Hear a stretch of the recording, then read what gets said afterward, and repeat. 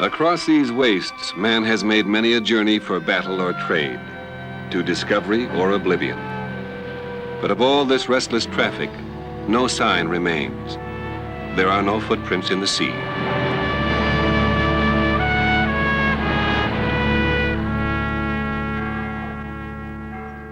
Today, from his Italian villa, one man still tries to trace the sea's ancient pathways, challenges accepted theories of early travel and migration.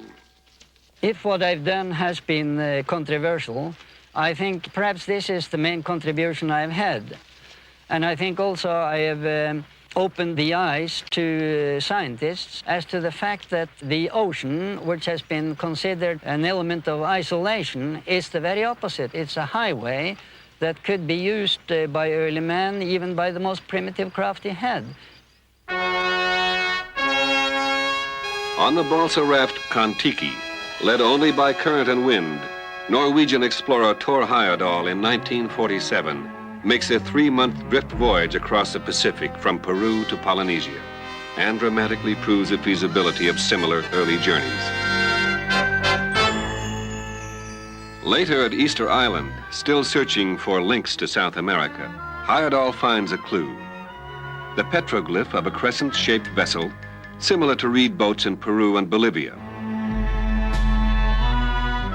Eager to test a reed boat's range and the possibility of early contact between Egypt and pre-Columbian America, Heyerdahl builds a vessel Ra of papyrus reed.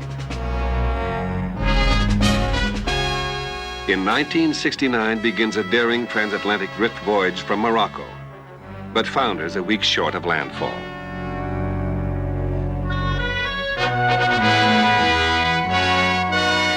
Undeterred, Heyerdahl immediately builds a second craft.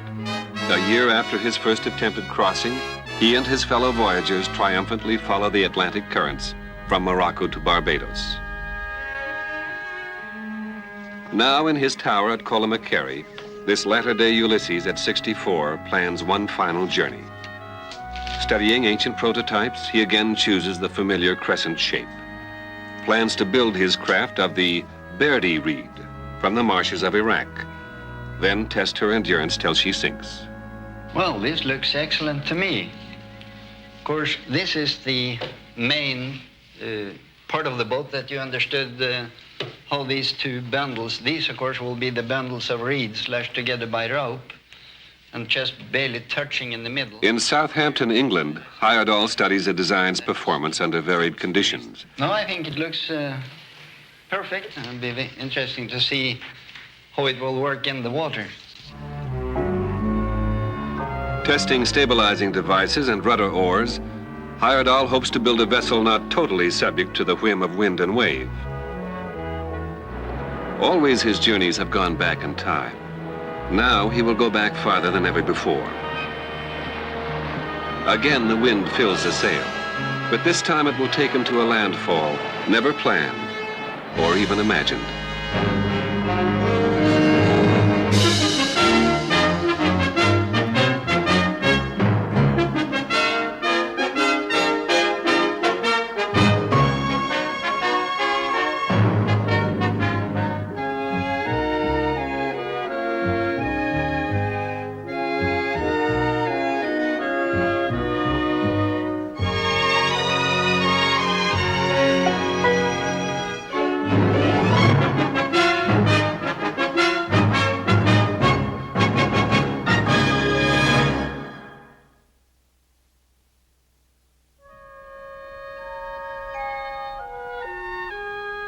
It is a land of beginnings. The terraced ziggurats of Sumer are crumbling now. The city-states of the flat alluvial plain between the Tigris and the Euphrates have vanished. The priests and poets and warrior kings are gone. But out of these ruins, out of the long darkness of unrecorded history, stepped the first civilized man.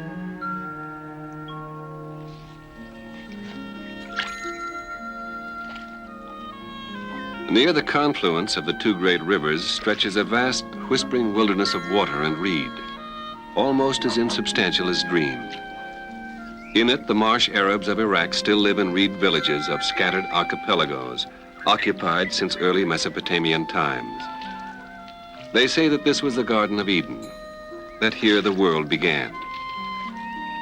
Here, too, in summer 1977, Tor Heyerdahl has come to make a beginning. Tell them that I'm very happy to be here again, and this time I come to ask them to be kind enough to help me to cut the berdi. اوكي. هو جدا مسرور لانه ثاني مره هو يجي هنا وهو جاي هنا على مود يقطع البردي ويريدكم تساعدوه. نعم نساعد حسب الرسول. They are ready. Ask them now if they all agree that this is the best time to cut the berdi. انتوا كلكم متفقين بانه احسن وقت لقطع البردي. The best time. Well, tell them then we go into the marshes and we start cutting berdi today. Gliding through the marsh in the stifling August heat that often sends even the Arabs into their reed houses, Heyerdahl feels a perennial hope. This expedition I'm making because both Ra 1 and Ra 2 were saturated by water so early that it wouldn't have been possible to do any real navigation with them. We had water at deck level. I want to go in and have a look at this. We hope this time with this type of reed cut in August that we may float so long that we really can find out what the ancient people could have done with this kind of vessel. Okay, this is fine. Guys, tell them to start cutting. They can start. هسه اشتغلوا قصوا. Yeah. قصوا. As the cutting progresses, tons of berdi will be carefully dried, then carried to Kurna, where the Tigris meets the Euphrates. Adelante. Because the Arabs have no memory of reedcraft, Heyerdahl has summoned a team of 4 Bolivian Indians from Lake Titicaca in the high Andes. Once employed in constructing the second Ra vessel, they are among the handful of living persons who still know the art of reed boat building. Esto no es papiro, esto papiro, no es papiro. No es papiro. Sí, esto No es es papiro. otra clase. Sí, otra clase. Though lacking a common language, Arab and Indian soon form a friendly collaboration, and the work proceeds rapidly. A succession of steps from smaller components into ever larger units. By methods developed through the centuries, some of the reeds are quickly twisted into binding strips. By late September in 1977, thousands of small reed bundles had been gathered and bound. The open ends of the smaller bundles are then stuffed with loose reeds and tied at intervals, gradually lengthening into a bundle 70 feet long and 2 feet thick. We will have a large number of these, and they will make up the body of the ship.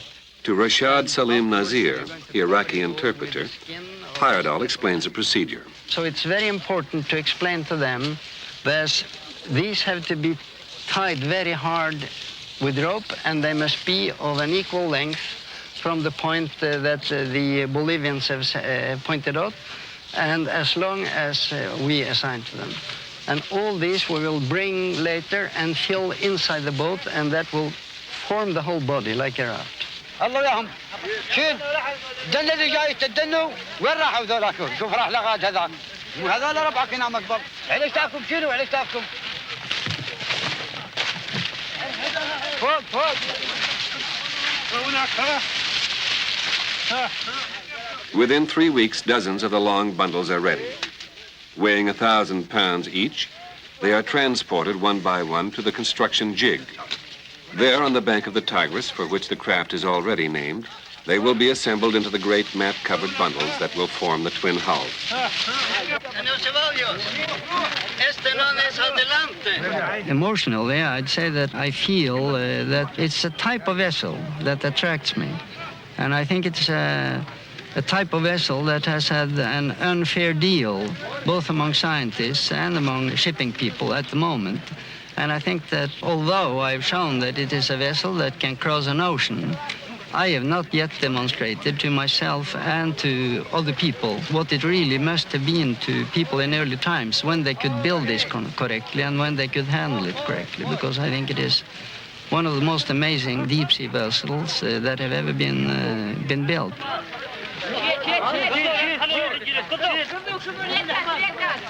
At last, the smaller bundles, which will form the corazon or heart, are lowered into place.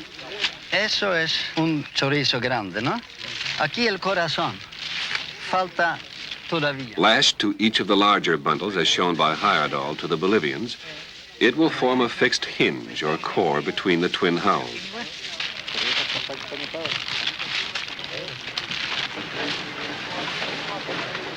In early November, construction of the Tigris enters its final phase. At close intervals, heavy hemp ropes are bound around the great hulls, then progressively tightened by work teams, increasingly eager to see the strange result of all their labors. Simultaneously, the reed bundles are beaten into a more compact mass, intent on demonstrating the durability of ancient reed craft. Heyerdahl knows that the tighter the bundles, the longer the vessel will retain its buoyancy. Okay. Under the direction of the Bolivian Indians, bow and stern are forced upward into the ancient crescent shape.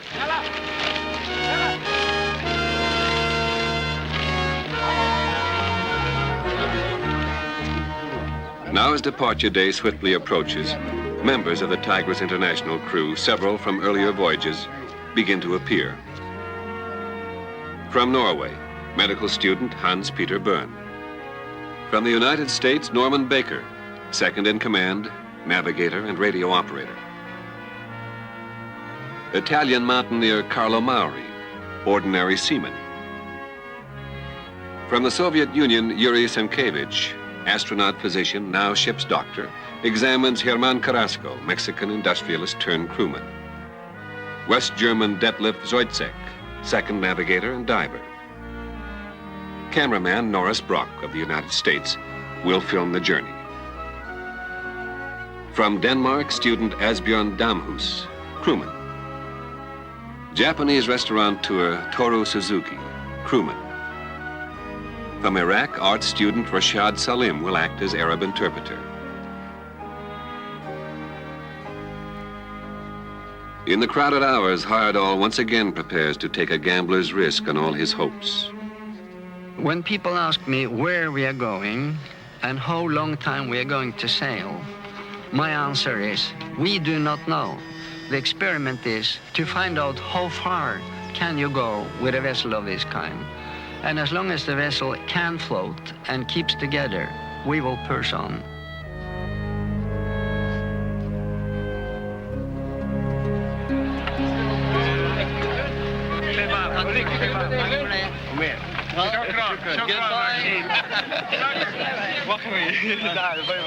Wait for you, huh? Hello. شوفك بالبصر. We have to now say goodbye. I say, don't worry, we take care of it.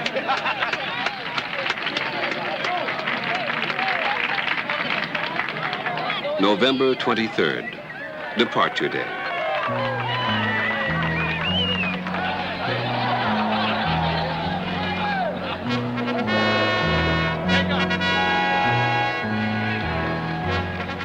At once light and clumsy, like some fledgling water bird, Tigris rides the river for which she is named.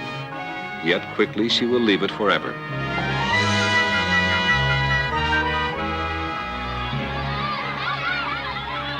Uncertain, awkwardly responsive to the rudder oars, Tigris feels her way downriver. Along the banks, astonished Arabs stare at this strange apparition from a long-vanished past.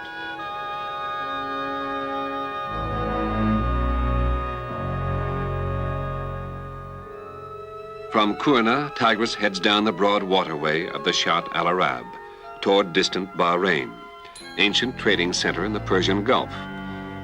Along the way at the modern river port of Basra, a raucous greeting salutes her passing.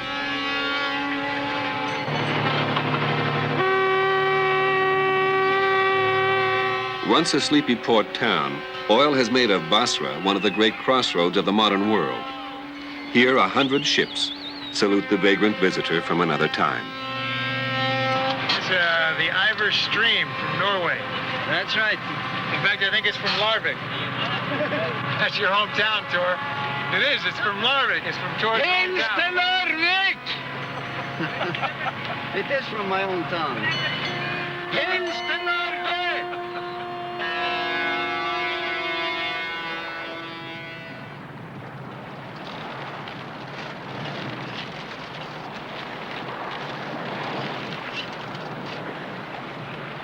Alone and unattended, proudly flying the United Nations flag, Tigris enters the Persian Gulf.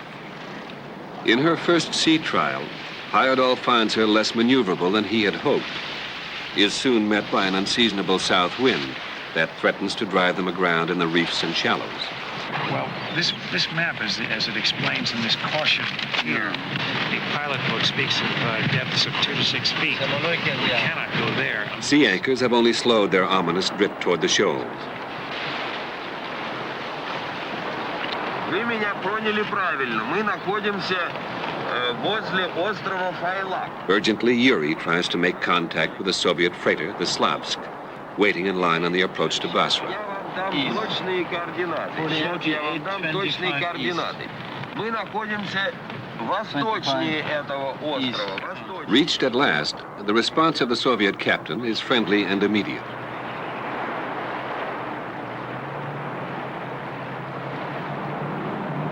Soon, with vast relief, the crew of Tigris watch a red tender appear in the threatening sea.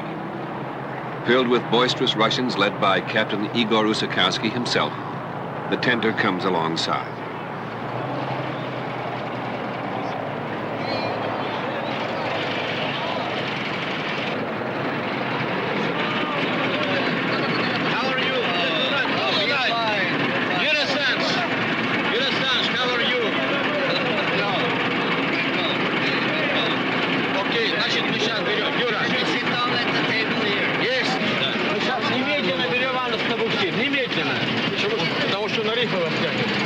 He said that we are going on the reef.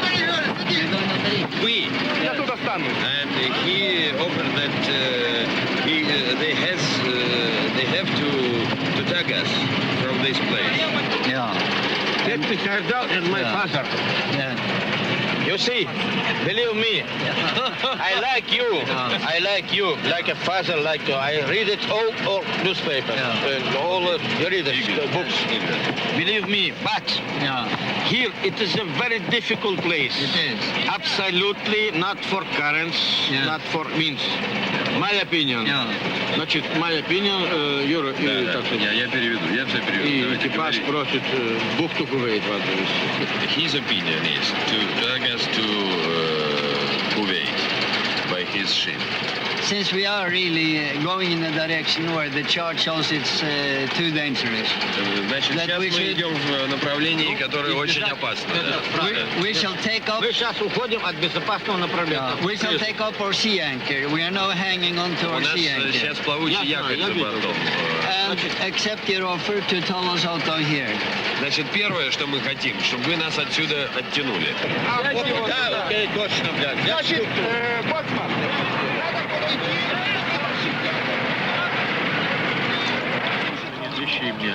Окей. A toast thanking you for all your expressions of friendship and assistance. To you and all the rest of the men on board this last. Thank you. By all maritime courtesy, knowing that in the wide sea all men are vulnerable, Captain Usakowski delays other tasks to perform a small human duty. For 4 days, the Slavsk tows Tigris 300 miles down the Gulf to the port of Bahrain.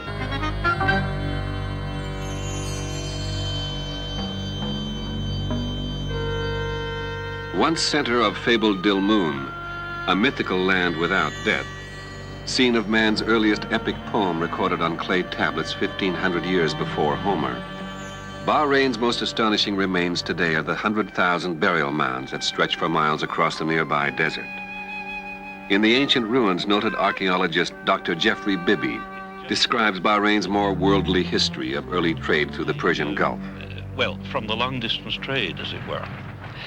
We found actually on the in the entrance here, we found one seal with the Indus Valley script on it, one of these round seals. Fantastic. And besides it, a cuneiform tablet only 10 centimeters away. I mean, the two cultures just side by side. This was found right in the gate. Yes.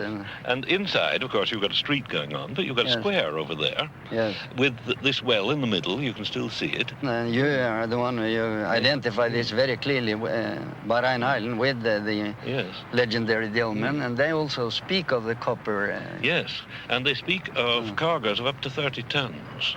Yes. And that's why I wanted to know whether a reed boat can take that weight. And Yes. I gather... This I can answer already. Yeah. No, that's one of the Yes. questions we already have answered before we came here. We have been 11 men on board with 15 tons of cargo. And as you saw, we're floating very high, and we Yes. could, with no difficulty, carry not only 30 tons, but even 50 tons, and come right in here in a water that would fit what you say here, Yeah. the water level would have been at the Without time. putting you so deep in the water. With that no you cou- that you problem at couldn't. all. It's a fantastic vessel. Now an Arab dhow tows Tigris out into the wind.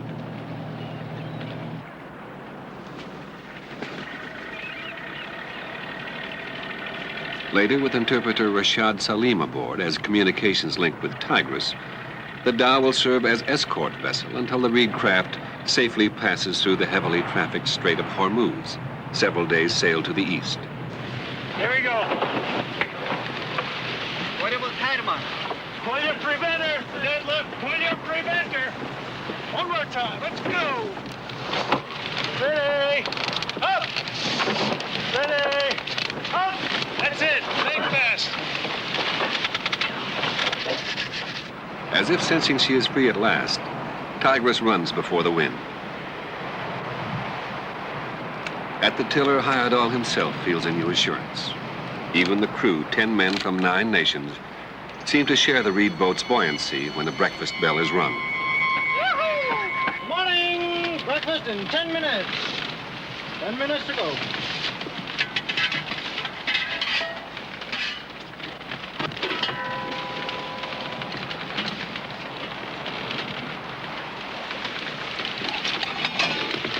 Sorry. What's the breakfast up here? What do you think is breakfast? Oatmeal. Try again. Bacon and eggs. Try again. With the wind steady at her back, Tigris pushes swiftly across the Gulf. Quickly, the men fall into the disciplined schedules of watches and other duties.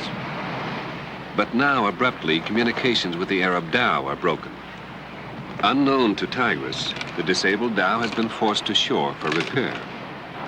Tigris will have to run Hormuz Strait alone. These cliffs look really wild and terrible, and according to the map, there is absolutely no anchorage. It all drops right into the sea. You can see that right now. And there is no light, there is no habitation. We can never find the dhow unless by chance. All I can see we can do with this wind is to try to steer right for the Hormuz Strait and get out through our own piloting. Already they are sighting the first of the great tankers and freighters that make the Hormuz Strait one of the busiest marine passages in the world.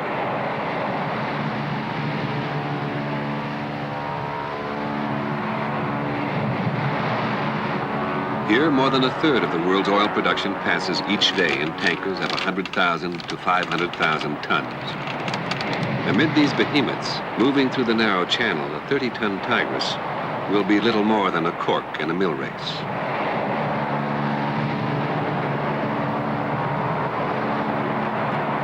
Once again, Hayadol tries to reach the missing crewman, Rashad. Rashad, do you hear me? We haven't seen the dhow since 7 o'clock this morning. We haven't heard you all day. The last we heard was you mentioned Ras al-Shaykh. We are passing Ras al-Shaykh now, and I tried to call you. Rashad, do you hear me? Over.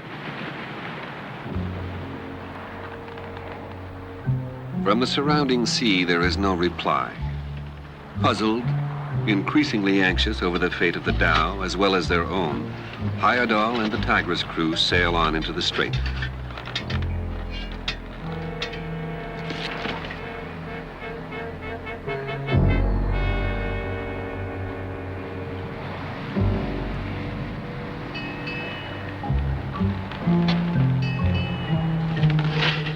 With the approach of darkness, lanterns are lit and hoisted aloft.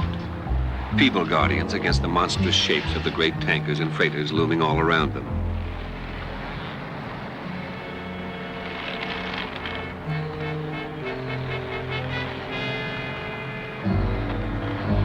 In sleepless silence, broken only by the creak of the ropes or the distant clang of a ship's bell, Tigris moves through the night.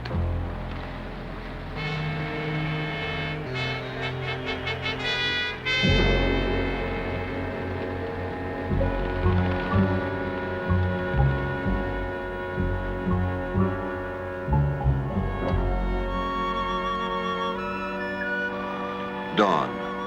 Somehow, with luck, Tigris has negotiated the strait. But now, drifting off the coastline, there remains a more pressing worry. Where are Rashad and the dhow? The main thing is that we got through now. Great hurry. We don't mind waiting here. No, I don't mind waiting here at all. As a matter of fact, I prefer it because maybe that the boat will be coming out with Rashad looking for us. That would be nice, wouldn't that be great? As the hours wear on, the question in everyone's mind hangs there unanswered.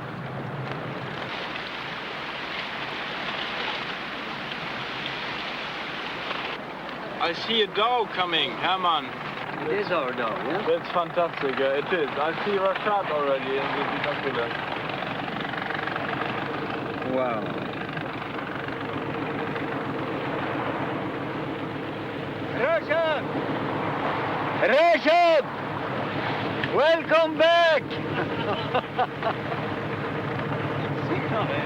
We get him back. Said Abdullah!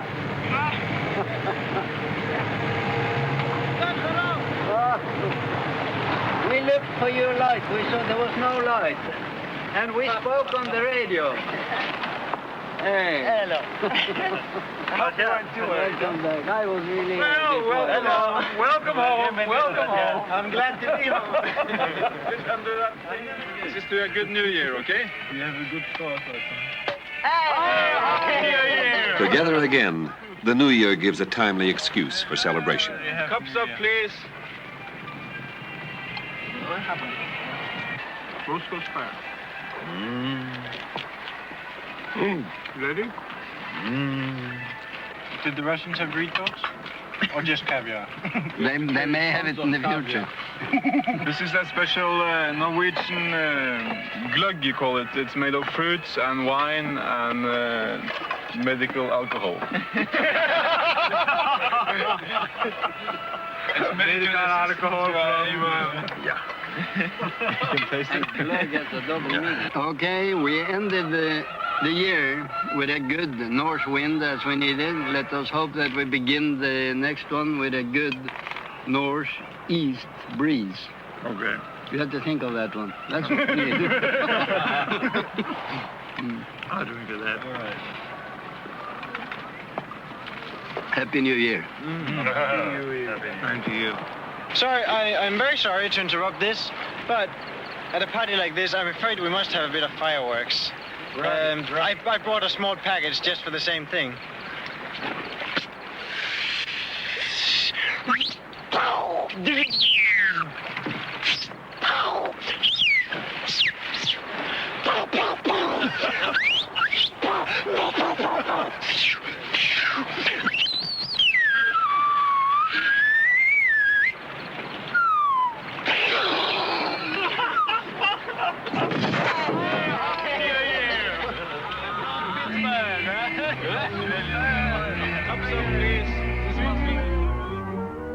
From the Strait of Hormuz, Heyerdahl now sets course along the coast of Oman on the eastern side of the Arabian Peninsula.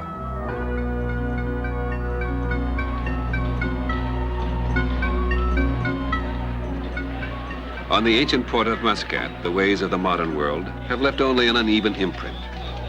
In the clamorous souk or marketplace, the past seems close by. Since the dawn of historic times, traders from Mesopotamia and ports of the Arabian Sea have come to this land to trade in hides, wool, grain, precious stones, and frankincense.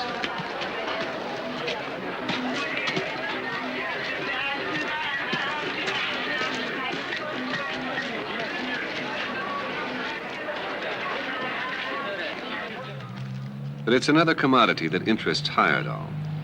Not far away, he's brought to the site of a mine and smelters, which he believes may have been the fabled Copper Mountain of antiquity, source of ore for early bronze weapons and tools.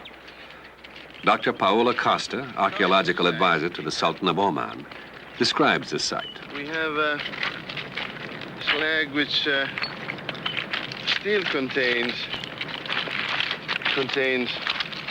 copper. How much do you think there is here? Well, it has been calculated roughly to 40,000 tons of slag. It's enormous. Of slag. Climbing the unstable slag, the party approaches the supposed entrance to the site.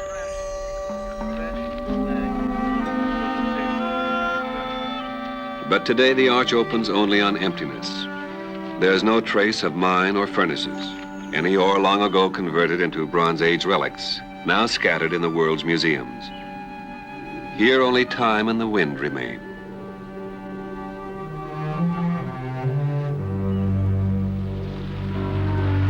Once again, Tigris, too, gives herself to the wind, heading south. It is January 12, almost 2 months since she entered her namesake river 1,000 sea miles to the northwest. So we've had a 40-degree wind shift. But in this year, the seasonal winds are fickle and perverse. 3 days after departing Muscat, she was driven back within sight of the same port.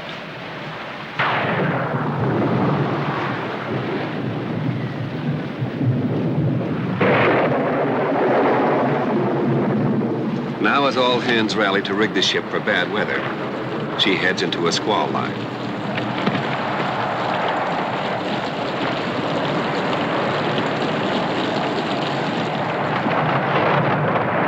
I need crew back here. I need crew here. Hey, get one. That's it.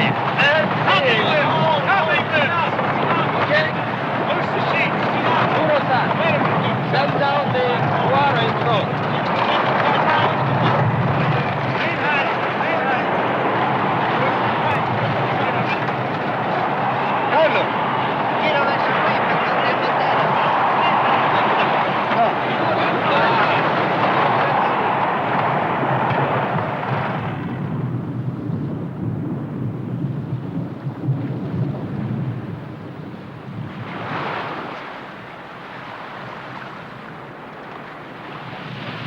Racked by the sea, the reeds endure. The crew, men of 9 nations, become a single cohesive unit. Yet now, like mariners of old, they learn that the storm has blown them far astray. Arc. Okay, the second sunshot confirms the first one. And we've come more than 50 miles since noon yesterday. In other words, we can say we are leaving the Gulf of Oman. Oh yes, you're definitely crossing the boundary this morning. Yeah. You're definitely leaving the Gulf. You're out into the Arabian Sea now. We are much closer to Pakistan now than to the Arabian Peninsula. Delighted, Hayadol learns Tigris has been swept east toward Pakistan's Indus Valley, home of a civilization contemporary with late Sumerian times. Strangers from the sea, a warm welcome awaits the crew on the beach near the shark fishing village of Ormara.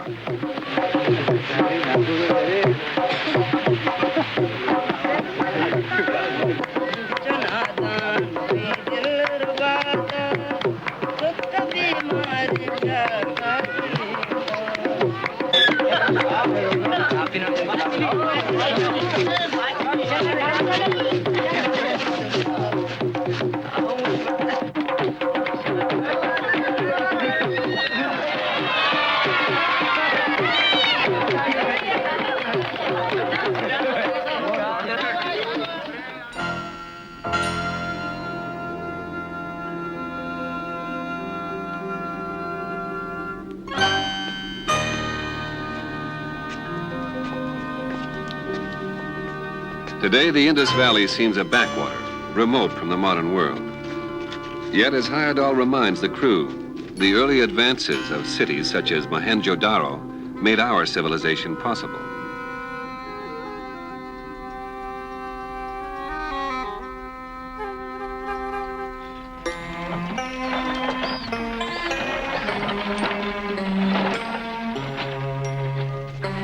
In the lower Indus Valley, Heyerdahl makes a discovery.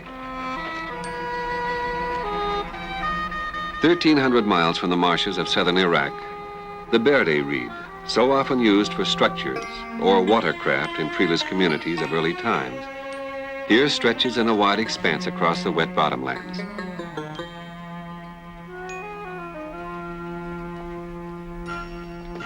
Struck by repeated similarities, increasingly convinced of early sea communications between Mesopotamia and the Indus Valley, Heyerdahl leads a visit to the Mohenjo-Daro Museum. Here waits an astonishing find, an engraved soapstone seal, in early use by traders to stamp wet clay emblems of ownership.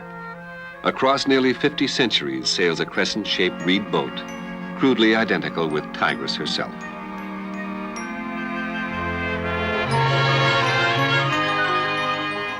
Upon the wide sea, Heyerdahl again tries to follow its vanished track, pursuing the wakes of ghost ships long lost in time. But the creak of ropes, the sudden snap of the sail, are those of his own.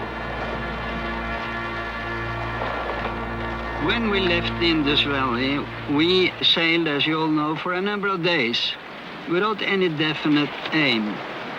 And then I was tempted, and the wind and current indicated that this would be a good solution. Let us try, once we have linked up Mesopotamia with Indus Valley, let us see if it is possible to link this one up again with the Red Sea area, that is with the early Egyptian world. In that case, if we manage, then we have linked all the early civilizations up by primitive navigation. And this is why I have suggested that we set a course straight for the Red Sea. Sailing southwestward toward the Horn of Africa, Tigris' present course will take her past the mystery-shrouded island of Socotra, commanding the approaches to the Gulf of Aden. But now the wind slackens. As Tigris drifts in the idle sea, Asbjørn and Detlef go below to make a periodic check of the hull.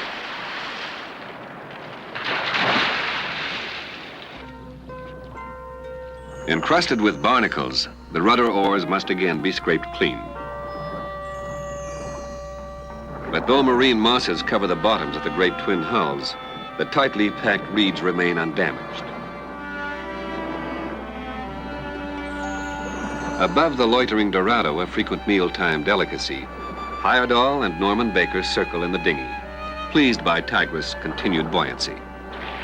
As we saw swimming there, I mean, the repair is perfect. There is nothing wrong with it, and we haven't lost a single piece of baggage. Nope. No, that's really fine. I check the repair every time I go into the water, and that's really holding up beautifully. We have gone down, there's no question, but we've been in for how many days? I think we've been in the water longer than Route 1 or Route 2. Asbjørn! What's his name? Asbjørn. A chance visitor brought aboard by Detlef narrowly escaped staying for dinner. Asbjørn the sea turtle. I think he looks just like you, Asbjørn. No, we should eat it, huh? No, we let him go. No. It can live for a long time. Okay. Let it leave. Hey, well, let's keep him and Asbjørn in the water instead. Let it go. Okay. Be careful.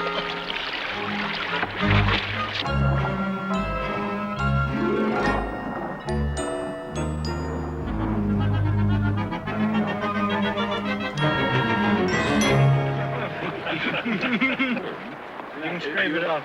Cooking by rotation, the two Scandinavians, Asbjørn and Hans Peter, use their turn to give a party. What do you call that, HP? This is the Tigris souffle. Oh my gosh. Made from Berde, seaweed, and what's the rest of the ingredients? Tongarpi. Everybody going to see a Judy. Hermano, as a boy in Norway, we used to play a birthday game called My Ship is Loaded With, and we took a handkerchief and we threw it to somebody and said a letter, and that person should say a word that started with that letter that the ship could be loaded with. So now I throw the handkerchief and I say, my ship is loaded with sea. Cooks. One is better than the other here, huh? To the two for today, huh? I'll drink of that. Yeah. Here's to the... Carlo, as a super cook, you have to join us in drinking for the two who made spaghetti, or what do you call it, souffle? Spaghetti. Very bad spaghetti. I'm sorry. And now look at what this joint Scandinavian effort has made for dessert. A pudding surprise. That's fantastic. It's very small, but that's the fantastic features that it will grow and grow and grow, and it'll be big enough for everybody. Just like this.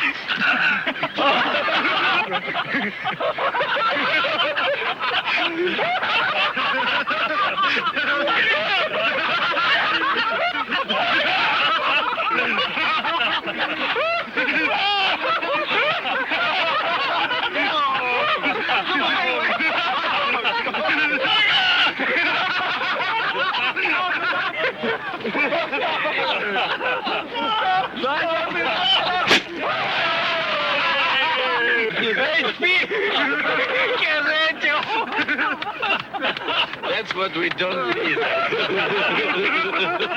How did you do that? Quickly growing yeast. That's what we don't need.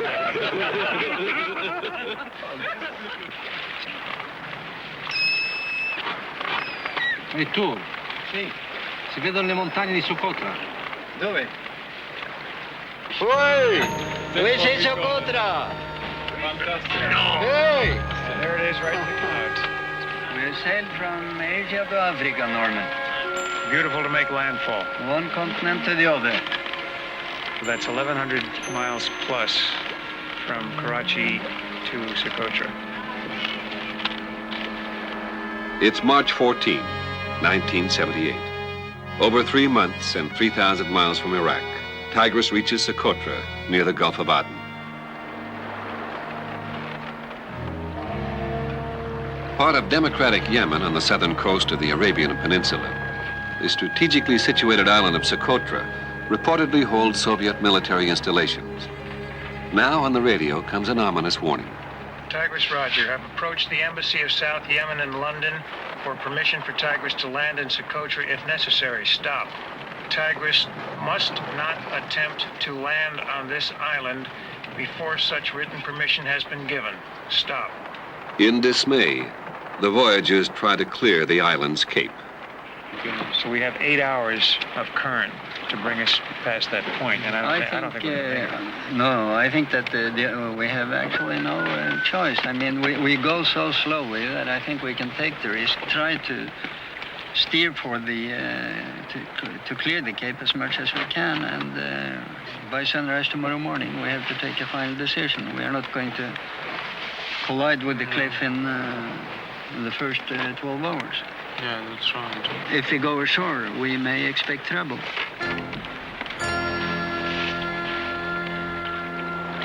In the grip of a current, lacking strong winds to free her, Tigris shoreward drift is measured by timing the passage of a floating reed. Stop.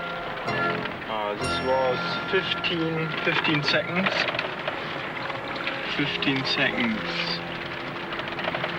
So it's 15 seconds, that means about 1.4 now. In silence, the men measure their chances of clearing the cape and wait for dawn. Then out of the darkness, another warning. Tigris, Roger. You risk arrest if you land on Socotra without permission. Stop.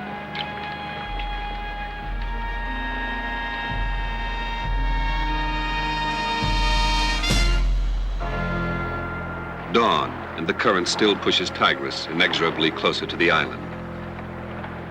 Gradually, buildings and traffic on the roads become clearly visible to the men on Tigris.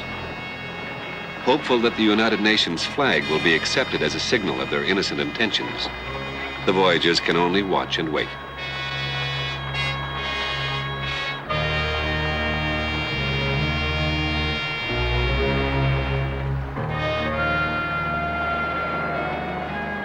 Now, like a fresh hope, wind fills the sail. Yielding to the helm, Tigris fights the current. By the narrowest of margins, the reed boat safely passes the cape. Yet still needing fresh provisions as they head toward the Red Sea, Heyerdahl sends messages to adjacent countries, asking permission to land. Tigris, roger. We will ask Djibouti, Saudi Arabia, Sudan, and the North Yemen for permission to land. Stop. Aden and Somalia are almost certainly closed to us. Stop. During quiet hours, Heyerdahl details the voyage and its parallel achievement. In their tiny 60-foot world, 11 diverse men have sometimes disagreed, yet survived in friendship, each knowing that his life is guarded by all the others. Tigris, roger. Remember, Ethiopia is at war with Somalia and Eritrea. Stop. Like hammer blows, the replies come in. Tigris, roger. No one in Somalia answering phones yesterday, as major town had fallen to the Ethiopians. Very strongly urge you not to attempt to land on any of these territories. Stop. For Heyerdahl, the night is long and dark. For a little while, like another voyager from Ithaca, they have sailed the wine-dark seas of long ago. But the past, with all its tumults and achievements, has vanished under time's horizon, leaving only scattered vestiges of itself, like phrases from a half-remembered tune. And now again the wind has fallen. They are stranded on the hard rock of the present. In the quiet morning, a migrating bird finds rest in the rigging of this floating sanctuary. Blown from its African flyway far to the west, it too seems as lost as they, travelers denied a destination. Abruptly, a military reconnaissance plane thunders overhead. In hours to come, other aircraft from the warring nations that border the Gulf will circle the vessel, sometimes friendly, sometimes suspicious of this curious apparition from the past. Now in African waters, Tigris approaches the only port open to her, the tiny nation of Djibouti near the Red Sea. At last, after a voyage of 4,200 miles and 132 days, Tigris enters Djibouti.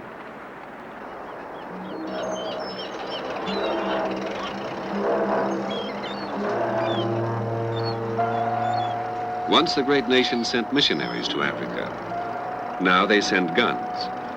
Protected by the French Navy, Djibouti is filled with refugees from battles raging in the countries around it.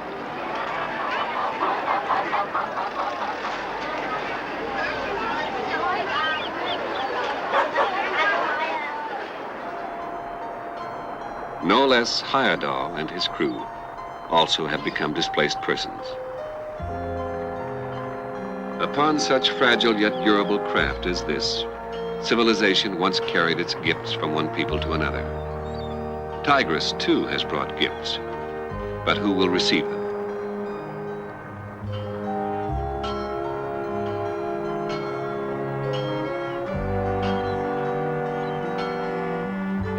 Once again, the crew embarks. Once again, Tigris is towed from the harbor. Like strangers from another time, Heyerdahl and the men gaze at the wartime port. The past, too, had fought its wars, committed unspeakable savageries. Yet it also had left us the best of what it was. Always it had moved outward across frontiers. A man brought a wheel, made a mark that meant a sound, invented a god to forgive him. Now the frontiers were closing. The gods were gone. And so perhaps was forgiveness. We have felt that we've been living 5,000 years ago among really civilized people. And then suddenly we wake up to be in the year 1978, where wonderful people on both sides of the Red Sea are killing each other. And we know that people in all nations are so alike that to try to solve problem by killing other people that are like yourself is the greatest stupidity man ever invented. That's why we've sailed under the United Nations flag. Around the table, the familiar faces are silent, each man drawn inward, listening to the voices and laughter of other days.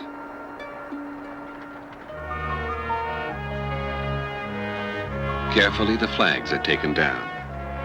This time, Tigris will make a different journey.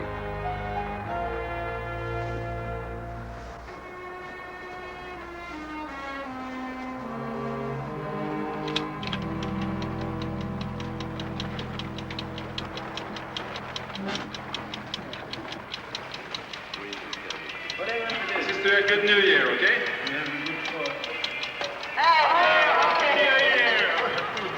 Stop, please. It is. It's from Larvik. It's from Jordan. It is from my own town. Rashad! Welcome back!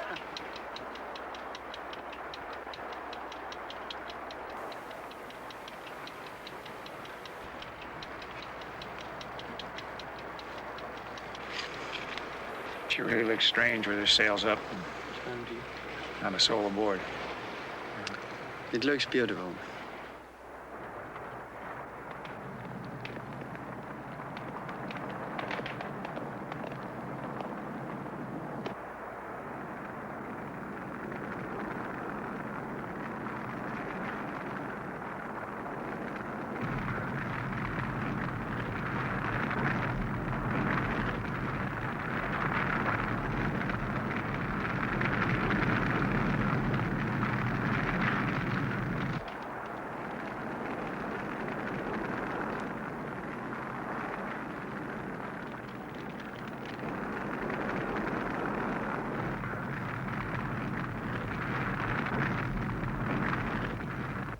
In a world where victory and defeat seldom hold the old clear meanings, where anguish is a common lot and prayers are elegies for the damned, 11 men on a hill in Djibouti have spoken a quiet word for peace.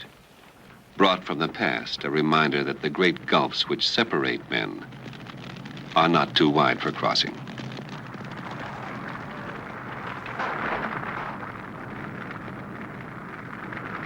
There was still a lot of life in that ship, huh? A lot of life.